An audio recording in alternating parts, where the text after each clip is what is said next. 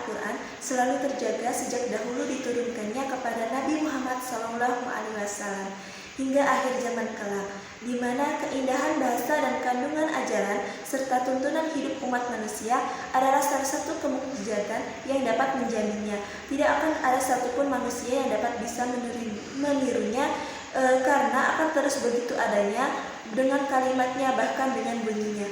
Dalam hal kandungan isinya, Al-Quran mengajukan tantangan kepada orang-orang kafir dan siapapun yang meragukan kebenarannya. Sejak dahulu, orang kafir selalu menuduh bahwa Al-Quran hanyalah sejenis mantra yang tukang tenung dan kumpulan syair-syair.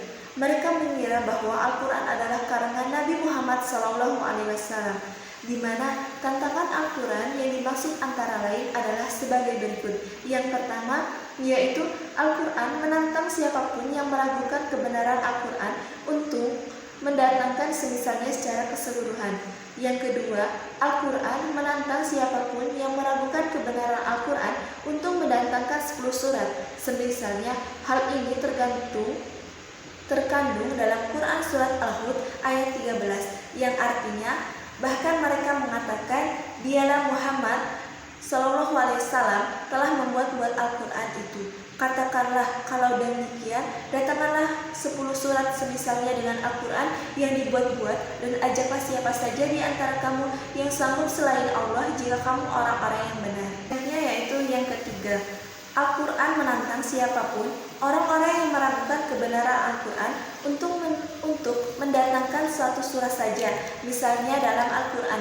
Hal ini dalam Al-Quran, dalam Quran Surat Al-Baqarah ayat 23, yang dimana artinya, dan jika kamu meragukan Al-Quran yang kami turunkan kepada hamba kami Nabi Muhammad SAW, maka buatlah satu surah semisal dengannya, dan ajaklah penolong-penolongmu selain Allah jika kamu orang-orang yang benar. Selanjutnya yaitu kita akan bahas mengenai kemukjizatan Al-Quran, di mana berarti kemukjizatan Al-Quran adalah melemahkan atau mengalahkan lawan. Namun dalam perkembangannya, kata mukjizat juga digunakan untuk memberikan arti pada suatu yang hebat maupun dengan luar biasa. Dalam penggunaannya, kata mukjizat hanya diperuntukkan kepada hal-hal yang luar biasa, karena yang dikaruniakan oleh Allah Subhanahu wa Ta'ala langsung, di mana kepada para nabi dan rasulnya. Tujuan dari diturunkannya mukjizat adalah untuk membuktikan kebenaran pengakuan dan ajaran-ajaran para Rasulullah SAW. Tujuan ini khususnya berkenaan dengan tantangan yang harus dihadapi oleh para nabi dan rasul saat ketika berdakwah. Di sini juga mukjizat berfungsi sebagai bukti atas kebenaran pengakuan kenabian dan kerasulan mereka, di mana bahwa mereka adalah benar-benar para nabi dan rasul Allah yang membawa risalah kebenaran dari Allah Subhanahu wa Ta'ala.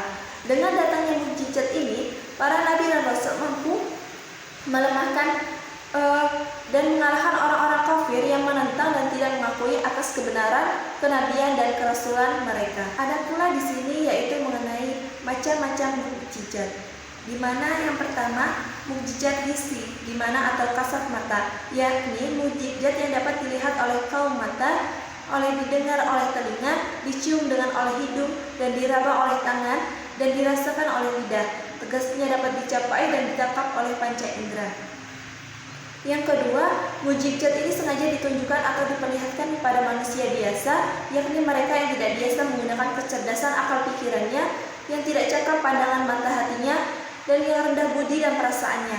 Karena bisa dicapai dengan panca indera, maka mukjizat ini bisa juga disebut mukjizat indrawi, di mana mukjizat hissi ini dibatasi oleh ruang dan waktu, artinya hanya diperlihatkan kepada umat tertentu dan di masa tertentu.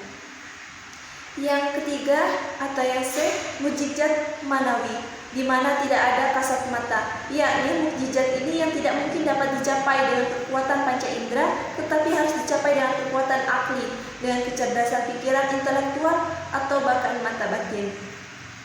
Karena orang tidak akan mungkin mengenal mukjizat namawi ini melainkan orang-orang yang berpikir sehat, cerdas, bermata hati, berbudi luhur, dan yang suka mempergunakan kecerdasannya dengan jernih serta jujur. Maka bisa disebut juga mukjizat akli atau mukjizat rasional, di mana mukjizat hissi bersifat sementara hanya pada saat suatu mukjizat terjadi, sedangkan mukjizat Manawi adalah bersifat universal dan eternal atau abadi, yakni berlaku untuk semua umat manusia sampai akhir zaman kelak.